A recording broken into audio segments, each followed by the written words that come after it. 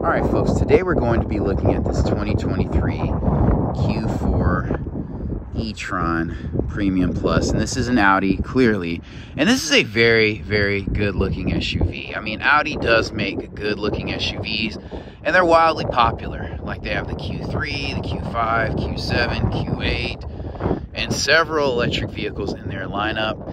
And I like the wheels on this vehicle, which can be a question mark. I don't think Audi's going to put function over fashion because they have to sell vehicles, and at this price point I'm not going to choose function if it's ugly. So, you know, aero wheels are great, but I definitely want you to know I paid a pretty penny and that this is a luxury vehicle. But there is not a bad angle on this vehicle, and this is not like a super expensive, unaffordable vehicle. I'm not going to say the price, but like if you look them up, you know, you can get one of these at a decent price. So the tailgate is automatic. We're going to start with that, and this is an all-electric vehicle, and the range is, I think the range on this is like 226 miles. I'll put it below, which isn't great. You know, you really want over 300 miles, but you know, that kind of comes with, you know, a higher price tag, that sort of thing. But I mean, I think this is a good jump into an electric vehicle. Obviously, this is going to be a similar size to the Q4. This floor is probably a little bit higher. You do have LED lighting here, which makes sense. This is 2023. The tailgate is automatic, you know, and it looks just as good as an Audi Q3, or I would say a Q5, honestly. I'm sorry, I misspoke earlier. It's the same size as the Q4. There is no Q4 but the E-tron. But anyway, it says E-tron on the back, and I do like this color scheme. Honestly, I usually don't like cement gray, but I like it on this vehicle. And this looks a little bit this looks like a really good balance between swoopy and kind of traditional bulbous, you know, SUV styling. You are rocking on this vehicle 19s, and these wheels look good. They look a little bit more aero than other wheels, but they look like a good balance between style and functionality. So we're gonna go ahead and hop into the back seat, and I will say this vehicle has 295 horsepower and 339 pound-feet of torque, so it is gonna cost more than probably than a Q5. But, I mean, that's more power than a Q5. That 2-liter turbo, I think, has like 250 horsepower or something like that. So you're going to get a bit more horsepower and torque in this vehicle. The seats look good. I mean, it looks luxurious. This is a gray colored interior, and it looks like you have some Alcantara inlays going on here. But sitting inside, you do feel like the floor sits up a little bit, but it's not uncomfortable. The seating is comfortable. You know, it's concave. There is some bolstering, so it definitely holds you in place. The surface is a little slick, but the bolstering kind of overcomes that, so I love that. You have your cup holders here. You have LED lighting in here, and it looks very nice. You got like the panel roof going on, so you got a lot of natural light coming in here. You got your hard back here, your mat pocket here, USB-C here.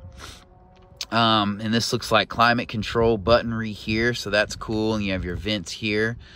I don't know how functional these are. I mean, they look a little tiny, but that's neither here nor there. You don't have a vent in here. That's usually going to be reserved for like your actual middle class or mid-sized SUV, luxury SUV. Sonos sound system. This window switch feels really good. I like the metallic tip. It looks like it has like a 2-stage push down, one to let the window down, one just to do the automatic down. The door feels a little short, but it's definitely a solid feel. So, you know, the glass feels hard, so it doesn't feel hardened like some, you know, 7 Series or, you know, the Audi Q8 or anything like that. But this is soft touch. This is hard touch. This is soft touch. This is hard touch. And I thought this glass would be feel a little bit harder, a little bit thicker, but that's okay. You know, I will say this vehicle Like, this door has a little bit more Tron vibes that I would like to admit. And then it does have a Teutonic look also. It's just not as luxurious as I think it could be. Like, in here, this is like fabric instead of leather, and this is like a textured plastic. So some might say the door is a little scratchy for a luxury vehicle. That's up to personal opinion, but overall it's comfortable back here. I mean, you could seat 5 adults, but most comfortably you want to sit 4. This is a look at the cockpit from the back. It looks very, very good. We're going to go ahead and hop up there after we take a look under the hood. And so I'll say this, like, that range is not that great on this vehicle, but here's what you have to understand when you're shopping luxury. It's not all about practicality. Like, yeah, with electric vehicles, you want as much range as possible, but if you're just getting into them, you know, you still want the style and the sophistication and classy looks of a luxury vehicle.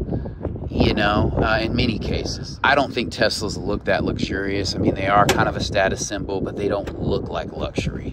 You just know they're a little bit more expensive. Under the hood, I just wanted to look under here. Obviously, there's no combustion engine. This is going to be an electric motor in here. I don't know anything about these, but you can add windshield washer fluid, so that is a plus. Other than that, I would not mess around under here.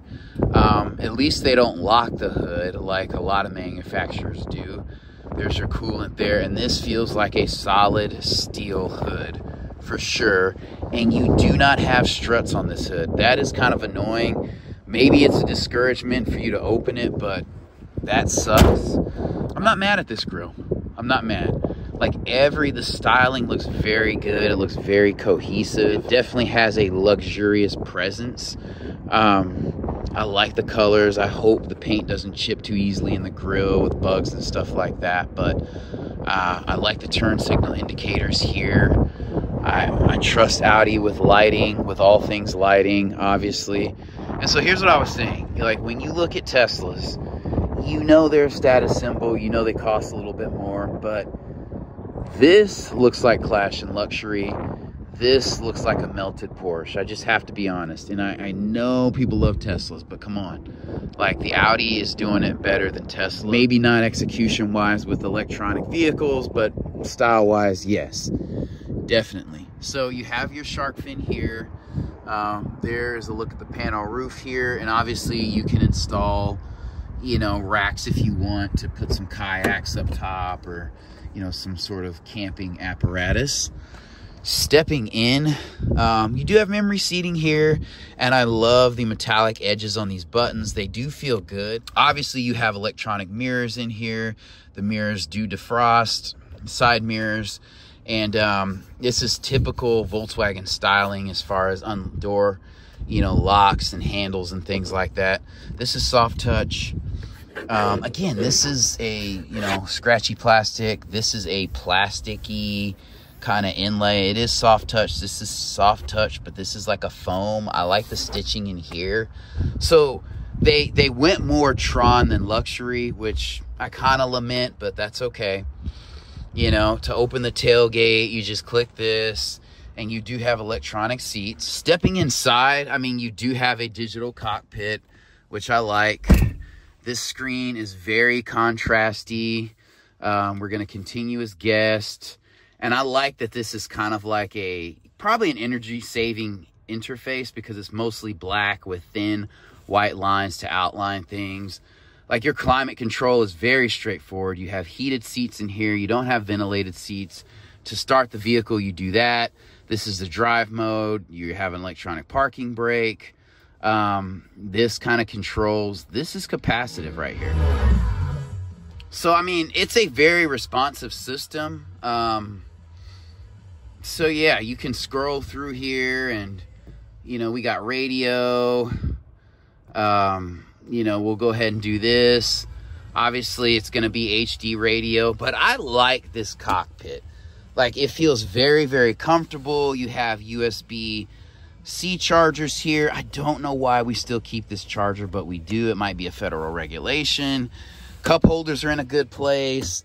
This is, you know, very soft and padded. I believe this interior is leatherette. This is a synthetic leather material. I generally don't like a lot of times when dashboards kind of bow out like this, but I like how it kind of tilts and leans towards a driver focus, and it doesn't bow so much that it's intruding on the cabin.